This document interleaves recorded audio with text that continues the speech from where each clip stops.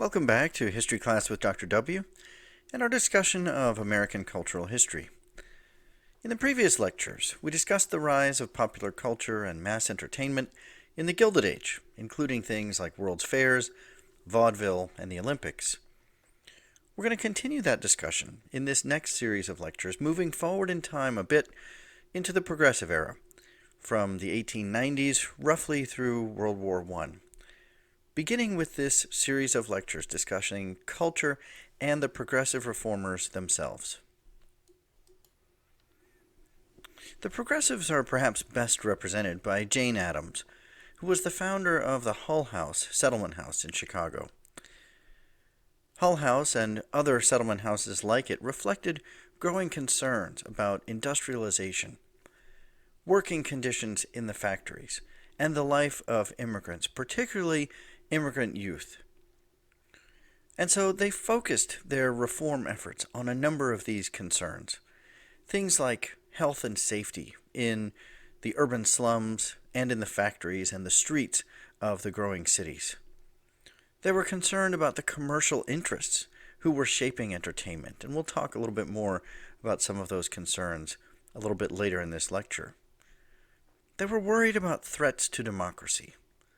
They were worried about corruption, and they were worried about moral decline, all of which they thought were reflected in many of the forms of culture that were spreading throughout the cities of that era, and a number of which we talked about in the previous lectures about culture in the Gilded Age.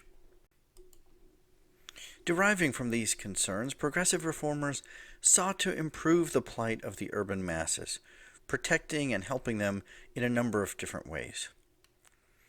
How might they do it? Well, some favored political changes, things like advocating for the direct primary, the direct election of senators, women's suffrage, the right to vote, and so on. Some advocated for stronger management rather than political change, so movements like efficiency and expertise in the workplace. Others favored more direct aid for the masses, and Jane Addams and Hull House is an example of this, providing direct assistance to those who were down on their luck, unfortunate, or living in those urban slums. Others in the age believed that the so-called dangerous classes had to be controlled and restrained. In terms of culture, though, it's a bit of an ironic label that they were called progressive, because in the realm of culture, they tended to be traditionalists. They were firmly rooted in the Victorian ideals that, as I've described in previous lectures, some were making an attempt to overthrow at that time. Many of them supported traditional women's roles in the home, and their views on race were similarly conservative. They generally didn't use their influence to push for improvements in race relations. So in some ways, the progressives could be a bit stodgy and conservative in the realm of entertainment and culture. What leisure and entertainment the progressives did allow had to be wholesome and uplifting. Books like Charles Sheldon's In His Steps in 1897 indicated the morality of the time. It was that book, actually, which coined the phrase or the abbreviation WWJD, What Would Jesus Do, was a common refrain in that book. So following the example of Jesus in every way. Another popular fictional ensemble were the Merriwell brothers, the lead figures in a series of over 250 children's books, which outsold the Bible between 1896 and 1918. The Merriwell brothers were top students at elite schools, but they were also paragons of virtue. Most of the stories revolved around the athletic field, where they were honorable and unbeatable. They didn't smoke or drink, and they always stood up to the bully. Adults had their share of do-good literature as well, which were known at the time as glad books, which were filled with uplifting themes and subjects. Many of the bestsellers of the era came from this genre. They might be books about orphans, or heroic dogs, or morally upstanding young women. The movement was also reflected in some of the popular poetry of the day. James Whitcomb Riley wrote a best-selling poetry book, and one of the best-selling authors between 1877 and 1917. He frequently sold out his poetry readings and public appearances. He wrote about small-town values, childhood, marriage, work, farming, and so on. There was also a strong theme of standing up against evil in the literature of the Progressive era. Westerns were among the most popular books of the day. This is the era of Zane Grey, who churned out dozens of best-selling westerns in the early 20th century. Gray's novels of Western adventures reflect the moral grandstanding of the Progressives. They tended to vilify Native Americans and corrupt big business interests, and also those engaging in questionable acts such as polygamy. They celebrated individual heroism, but also community cooperation and the noble savage, that Native American figure who had accepted Western ways and assisted the white man in his heroism.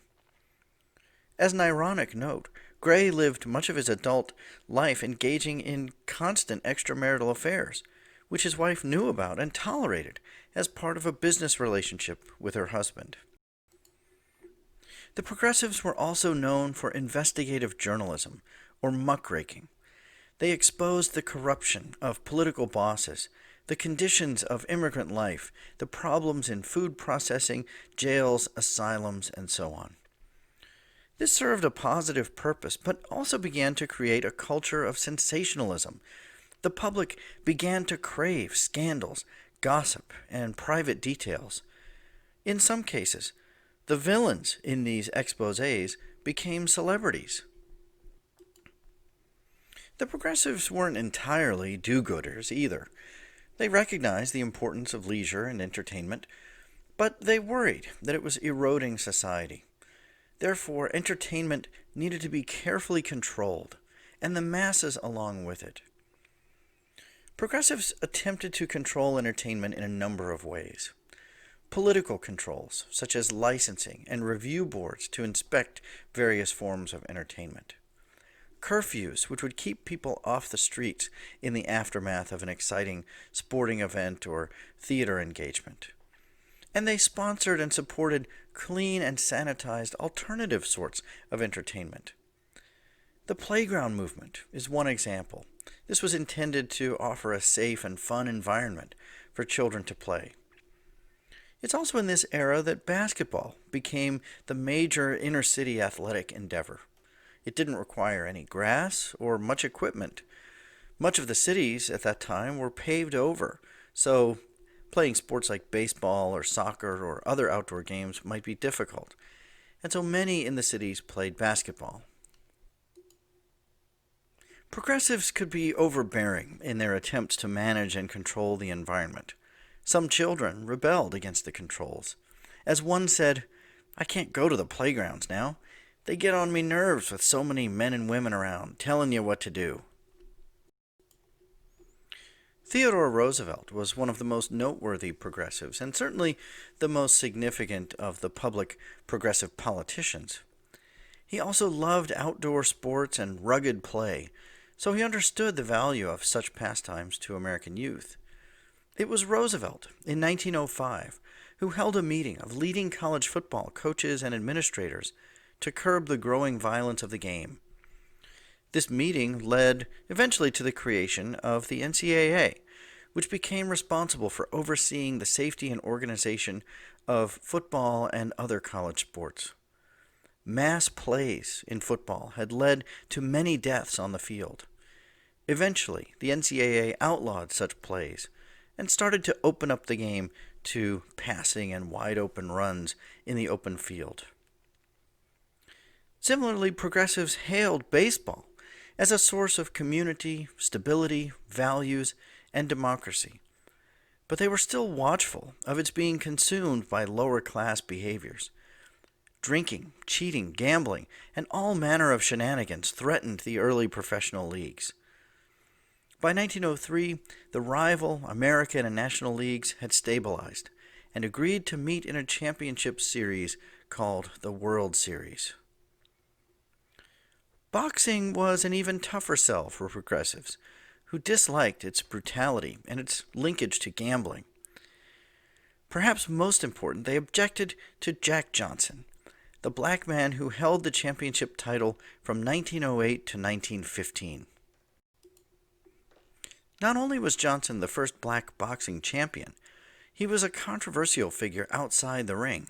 He was brash and cocky, drove fancy cars, and spent lavishly on clothes and other fineries. He also had a string of marriages and relationships with white women, which was very controversial at that time. This was the era of the so-called Great White Hope, as white boxing fans hoped for anyone to unseat the controversial Johnson. Eventually, this behavior led to his undoing. Johnson was convicted of violating the Mann Act, transporting a white prostitute across state lines, and he eventually fled the country to avoid serving jail time. Johnson remained out of the country and defended his title several times. Eventually, he lost the title in a bout with Jess Willard in Havana, Cuba in 1915. Remaining out of the country for several more years, he eventually returned in 1920 and served 1 year in jail. In our next lecture, we'll continue talking about some of these figures as we discuss another development of culture in this era, the crisis in masculinity.